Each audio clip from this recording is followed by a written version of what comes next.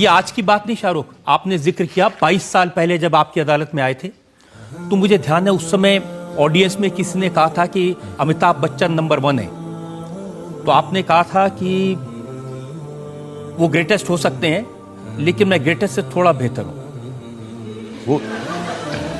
वो रिकॉर्डिंग अभी है आपके पास? बिल्कुल नहीं तो मैं डिनाई कर देता। मैं बचपना था, बेवकूफ़, बचपन में तो ऐसे सब बातें करते ही है ना, तो बच्चा समझ के माफ़ कर दीजिएगा जज साहब, ऐसे नहीं कहा था मैंने। लेकिन मेरे को इस बात का बहुत बहुत बहुत और मैं सबको बोलूँगा कि अपने ऊपर भरोसा रखना, और उस जवानी उम्र के अंदर तो ऐसा थोड़ा सा ओवर कॉन्फिडेंस भी होता ही है और आदमी गलती करता है, लेकिन बहुत ज़रूरी है कि अपने ऊपर कॉन्फिडेंस करना। अब मुझे मालूम है कि मैं कितना अच्छा एक्टर नहीं, तब मुझे थोड़ी आती थी एक्टिंग, जितना कम आता है सामान तो लगता है कि बहुत सारा आता है। अब मैं 25 साल के बाद मुझे समझ में आया, मुझे बड़े एक्टर्स की शायद अहमियत ही नहीं समझती क्योंकि मुझे इतना इल्म नहीं था।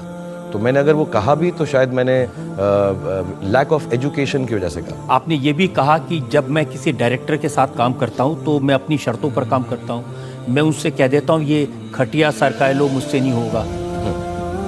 वो तो ठीक है ना, मतलब मेरा मतलब ये है कि खटिया सरकाने की क्या जरूरत है, साथ में लेट जाते हैं खटिया पे। नहीं, मुझसे बहुत सारे काम है, मैं बहुत प्यार से काम करता हूँ, अभी भी मेरी कंडीशंस हैं। मैं जो भी डायरेक्टर्स हैं उनको ये बोलता हूँ यार मुझे प्यार से पेश आना, मुझे डांटना नहीं, वक्त पर मत बुलाना और एकदम बच्चे की तरह ट्रीट करना। तो वो एरोगेंस नहीं है, वो मेरा लड़कपन है, और 50 साल की उम्र में भी मैं बड़ा लड़कू, मतलब लड़कपन वाला। अभी भी आप मानते हैं कि अगर सबसे बड़ा है तो वो शाहरुख खान है? अब तो दुनिया मानती है। मैं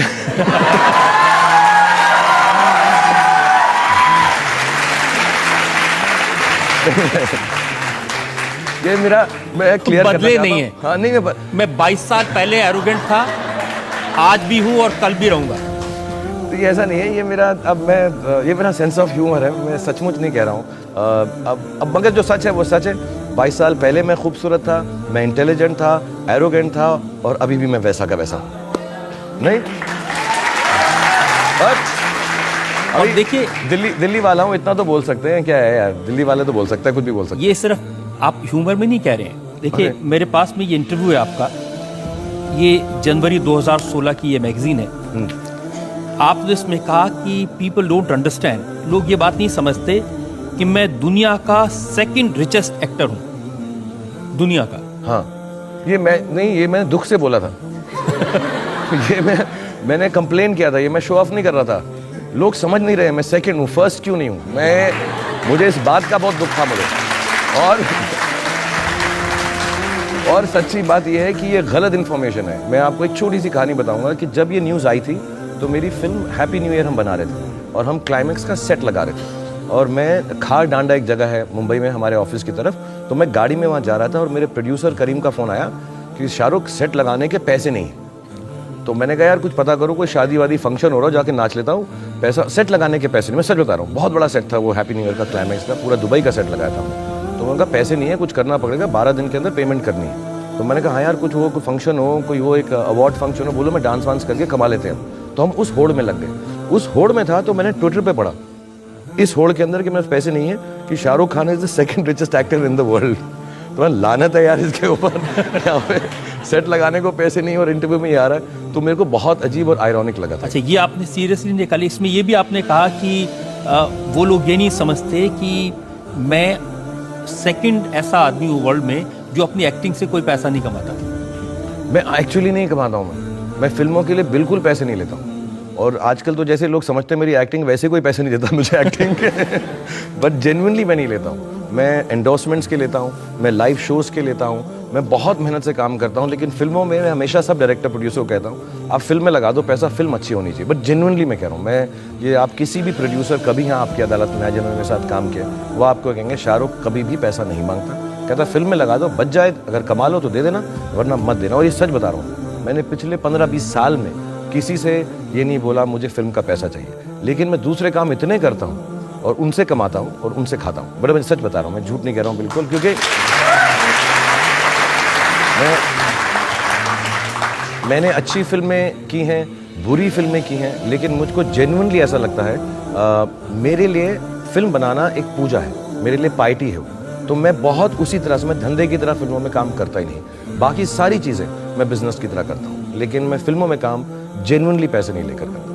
पब्लिक तो यही समझती है हाँ, कि शाहरुख खान जो करते हैं पैसे के लिए करते हैं। बहुत कि ये प्राइस होगा, वो होगा। मैं खुद सुनकर, आप किसी भी प्रोड्यूसर, मैं तो बोल के चला भी जाऊँ झूठ, आप मुझे हैंग भी कर दो, लेकिन आप किसी से भी पूछ लीजिएगा, मैं हमेशा डायरेक्टर प्रोड्यूसर को कहता हूँ, मुझे पैसा नहीं चाहिए, आप फिल्म में डाल दीजिएगा। और मेरे को जेन्युइनली ये मेरी क्या कहते हैं उसको, this is my greatest thing that I can do, to act in films. तो मैं उससे कभी भी बिजनेस की तरह आज तक एक्टर की तरह नहीं किया मैंने। क्योंकि मैंने सुना कुछ एक्टर तन के लिए करते हैं, कुछ मन के लिए, कुछ धन के लिए। तो शाहरुख धन वाले में है या फन वाले में है? मैं तो यार तन मन धन, फिल्मों के लिए गाना है मेरा, तन मन धन सब है तेरा। ये मैं किसी लड़की के लिए नहीं गा रहा हूँ, फिल्मों के लिए। बिन तेरे क्या है मेरा, सचमुच रात दिन तेरे गुन गाता रहूं, ये मैं फिल्मों के लिए करता हूँ। मैं तन से, मन से, धन से, अगर मैं ऐसे ही करता रहा तो मैं एक दिन फ़कीर बन जाऊँगा। सच बता रहा हूँ, मैं सारा दिन मैं फिल्में बनाता हूँ, और मेरी ज़िंदगी का सबसे बड़ा होप ये है कि मैं जो भी फिल्म बनाऊँ, बहुत ज़्यादा लोग देखकर उसको खुशी महसूस करें, कमाई के लिए नहीं। और एक दिन हिंदुस्तान में एक ऐसी फिल्म बनाऊँ, मैं बड़ा इस मामले में नेशनलिस्ट हूँ, कि ऐसी फिल्म बनाऊँ कि दुनिया देख कर कहेगा यार इंडिया के अंदर बेस्ट फिल्में बनती हैं। तो I want to be part of that, that's my dream. लेकिन अगर आप फिल्मों से पैसे नहीं कमाते तो फिर कहाँ से कमाते हैं? नाचता गाता रहता हूँ, मैं जाता हूँ पार्टीज़ में डांस करता हूँ, और प्राइड से करता हूँ, शोज़ में करता हूँ, और माशाल्लाह वहाँ बनी बहुत अच्छी मार्केट है मेरी। लाइव शोज़ में बहुत मार्केट चल रही है मेरी आजकल, बहुत मस्त एकदम चल रहा है। मैं एंडोर्समेंट्स करता हूँ इतनी, आई थिंक मैं 20-21 एंडोर्समेंट्स करता हूँ, और मैं बहुत डंके की चोट से ये बोलता हूँ, और सब जवान लोगों को मैं ये सच बताऊँगा कि पैसा कमाने में, अच्छा घर खरीदने में, अच्छी गाड़ी होने में, अपने बीवी बच्चों का ध्यान रखने में कोई भी बुरी बात नहीं। लोग आपको बोलें कि मटेरियल चीज़ मत करो, आप जो है मतलब हिमालय चले जाओ और पैसे में कुछ नहीं है, बट है आप अच्छे पहले बच्चों को पढ़ाई दें, उनको अच्छा घर दें, और उसके बाद जो भी करना है, जो दिल जो लगता है, ऐसा मुझे फिल्मों में लगता है, उसको दिल खोल कर बनाएं। तो मैं जेन्युइनली, भगवान ने मुझे बहुत दिया है, मैं अच्छा कमाता हूँ, और इन चीज़ों से कमाता हूँ, और एकदम खुल के और खुशी से कमाता हूँ। आप वाइफ और बच्चों की बात कर रहे हैं, मुझे ध्यान है वो जो 22 साल पहले आपकी अदालत में आए थे, तो मैंने आपसे पूछा था कि जब आप सेट पर होते हैं तो हर 5 मिनट में अपनी वाइफ को, गौरी को फ़ोन करते हैं, तो अभी भी करते हैं या नहीं? अब तो मेरी आदत इतनी बुरी हो गई, हर 5 मिनट वो फ़ोन करके पूछती हैं कहाँ हूँ मैं। वो तो आपको भी आता होगा, मुझे ही नहीं सिर्फ। तो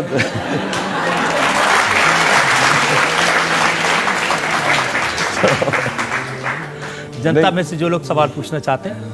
हाँ, मैं पूछना चाह रही हूँ कि आपका इस मूवी में सबसे मेमोरेबल मोमेंट क्या है? फैन फिल्म में आई थिंक सबसे एज एक एक्टर के तौर पे इसमें एक डबल रोल का सीन है, जब फिल्म स्टार अपने फैन से मिलता है, तकरीबन इंटरवल के करीब है। वो बहुत मुश्किल था, 8 दिन या 9 दिन 20-20 घंटे काम करके, और 2.5 मिनट का सीन है। तो वो मुझे बहुत अच्छा लगता है, क्योंकि उसमें हर चीज़, एक्टिंग भी मैंने ठीक ठाक कर ली है, उसकी शूटिंग भी बहुत अच्छी है। लेकिन सबसे बड़ी बात इस फिल्म की है, कई लोग, इतने सालों से मैं काम कर रहा हूँ, बोलते भी हैं, मुझे भी समझ आती है। सबसे बड़ी बात इस फिल्म की ये है कि इस फिल्म ने मुझे शाहरुख खान ना होना सिखाया, कि मैं उसकी तरह हर एक्टिंग ना करूं, अलग किस्म से करूं। तो सबसे बड़ी बात मेरे लिए फिल्म में ये है। Thank you.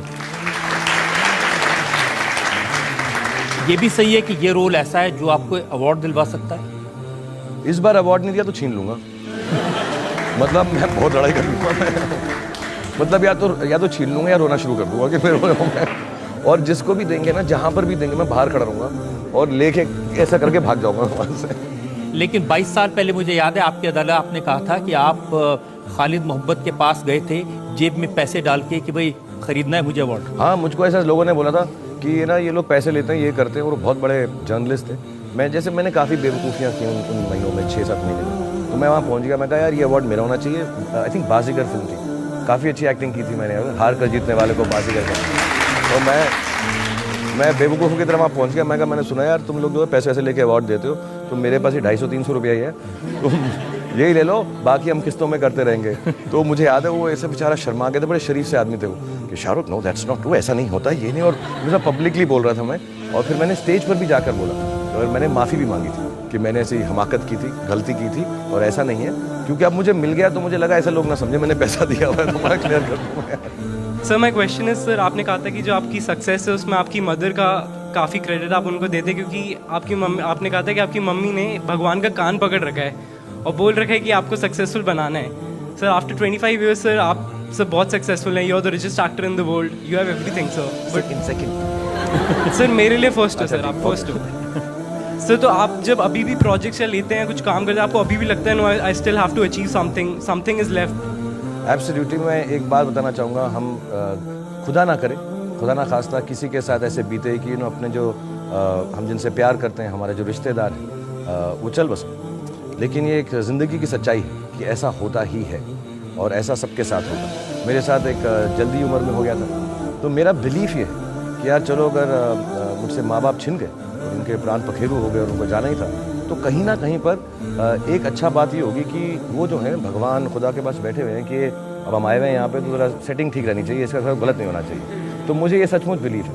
मैं आज भी हफ्ते में 1 बार या 2 बार अपने बच्चों के साथ मैं उस अपनी छत पर जाता हूँ और मुझे बिलीफ है कि 2 सितारे मेरे माँ बाप हैं। मैं जाके उनके सामने उनको रिस्पेक्ट देता हूँ, थैंक यू बोलता हूँ, और अपने बच्चों को भी मैं बताया भाई ये जो है ये तुम्हारे दादा दादी हैं, तो इनको हेलो क्या करो। वो थोड़ा समझते हैं मैं बेवकूफ़ इस मामले में, लेकिन वो बेचारे प्रे करके आते हैं। और आज भी जब मैं काम करता हूँ तो मुझे सिर्फ यही है कि जितने लोग मेरी फिल्म देखें उनको खुशी हो, क्योंकि सचमुच जो मुझे मिला है मुझे ऐसा नहीं लगता कि मैं उसका हकदार हूँ, और उस हक को पाने की कोशिश में मैं ज़िंदगी भर काम करता रहूँगा कि एक दिन मुझे लगे मैंने इतना अच्छा काम किया कि आप लोगों ने जो इतना प्यार दिया है उसका हक जो है वो सही में मायने में मेरा बनता है। That's the only reason I work.